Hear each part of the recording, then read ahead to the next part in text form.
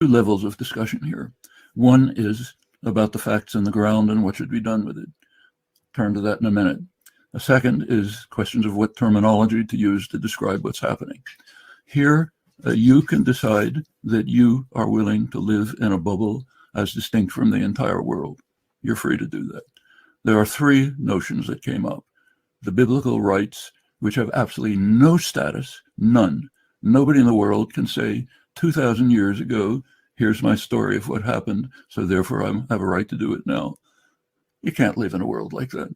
Nobody in the world ever makes such a claim. You want to make it, okay, but then just admit, I'm out of the world, distinct from the world. Now, yes, totally distinct. If you really want to play that game, the Palestinians have more of a right to claim to be descendants of the population from 2,000 years ago than I do.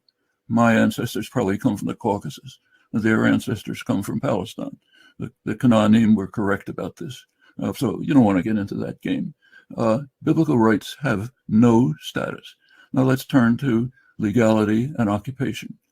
There is 100% agreement among all relevant international institutions, not just the United Nations Security Council, including the United States in unanimous declarations, but the International Court of Justice, the World Court, the Red Cross, which administers the Geneva Conventions, Israel's own top legal authorities, all agree that the Jewish settlements in the West Bank are in violation of international law.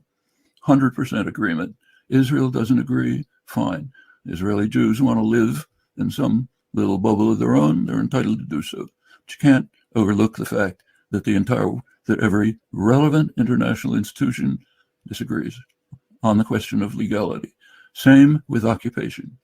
Every relevant international institution recognizes that Israel is occupying not only the West Bank, but that it's also the occupying authority in Gaza. So as far as terms go, the correct terms are Greater Israel, Israel's illegal expansion into the West Bank. It's hundreds of thousands of settlers there. That's all part of a Greater Israel that Israel intends to integrate within Israel proper and is developing the infrastructure and the programs to do so.